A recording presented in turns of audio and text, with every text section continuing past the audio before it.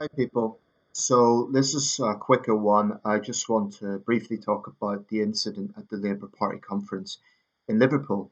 Of course, there's always a lot of things going on in party conferences, but specifically the person who attacked Sir Keir Starmer as he was speaking. I guess today was a keynote speech. I didn't watch it. My sleeping structure's off. I haven't followed it closely. I didn't follow the Tory conference either. But basically, this guy got up on stage behind Starmer and put glitter over him, then started ranting about democracy. And it kind of looked like he put his arm around Starmer, and Starmer's trying to push him off. And you could tell Starmer was quite, taken aback about it. But yesterday, afterwards he dismissed it, saying if he thinks that bothers me, he doesn't know me, and he sort of smiled about it, which is kind of the routine thing politicians do. Of course, this isn't the first time a politician's being attacked or humiliated in public. It's happened many times. It almost comes with the territory in the sense that it happens. But I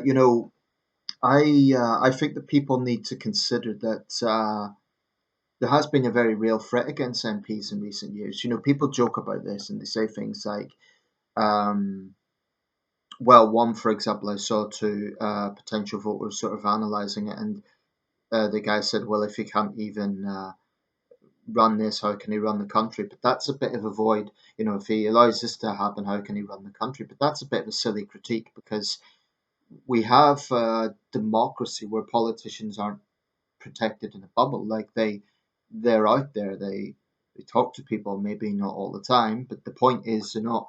They don't constantly have the security fence around them, and it has to be that way because they need to be accessible. And in the case of a party conference speech, of course, the leader's going to be up there. But the security tackled the guy. What we know is he's 28. He's from Surrey. I don't even know what his issue was. He was saying something about democracy, allow people to have democracy, but I don't know. There was no indication of what his issue was, whether it was anything to do with Brexit, whether it was some internal party thing. Obviously, this is the problem. If you try to hijack a stage like that, people aren't going to listen to you. They're just going to look at your stunt. Um, but personally, I think Starmer's reaction was totally natural, and I don't think it's really funny because there are just over 600 MPs, 650 I think it is, and two MPs have been murdered in recent years. Now that's actually a pretty high professional rate of danger. It's higher actually than a lot of other professions. So there is a very real threat against MPs. That's why I don't think something like this is really funny. And MPs know each other. It's a relatively small world in the sense that there's only several hundred of them. So I don't think that's cool at all, and I hope they throw the book at him. I don't care what his argument is. I don't care what his issue is. I don't care what his cause is. That is just not the way to do it. Um, People could dislike politicians. They can robustly oppose politicians. They can protest peacefully, but that is not the way to do it. Um, as for the conference itself, I'm yet to be persuaded by Starmer. I haven't watched the speech. I will try and find the full speech if I can. But I still feel he panders too much to woke ideology. I have a problem with that. Um, I have no issue with Starmer, incidentally, on foreign policy. I mean, the gulf between him and Corbyn could not be bigger. He was immediately condemning Hamas. Corbyn took that pathetic neutral stance that he takes. And I do read failure to condemn Hamas and their vile Islamist terror as basically condoning them, or at best appeasing them. I think Corbyn would absolutely have been dangerous, and I'm pleased he got nowhere near number 10. With Starmer, I think he's a safe pair of hands. For for someone like me who's centrist, who staunchly believes in Western liberal democracy, I have no concerns about Starmer in foreign policy.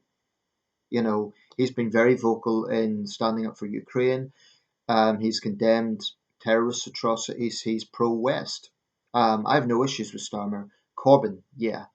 Um, but Starmer on the domestic front, Like I say, I think he's backtracked a little bit now, and when this comes up, he tries to downplay it. But there is a certain litmus test. You know, he took the knee, which was cringy. He couldn't say what a woman is. These might seem like trivial things, but they point to a certain way of thinking, and they point to a certain timidity to stand up for common sense. That's something that Sunak cannot be accused of. Sunak doesn't equivocate on these things, and he's absolutely right. I think the Tories are more on the side of common sense with that stuff, really.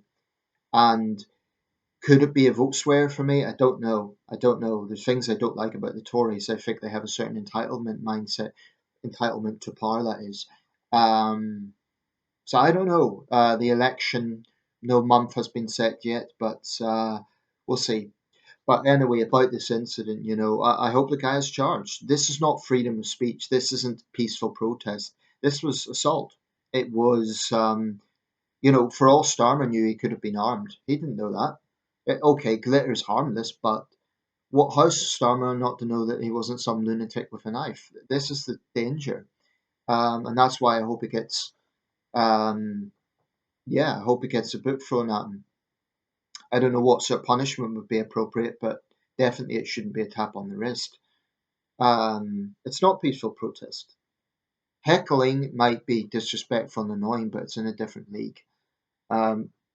Rushing at a politician on stage, that's to me that crosses a line in a big way.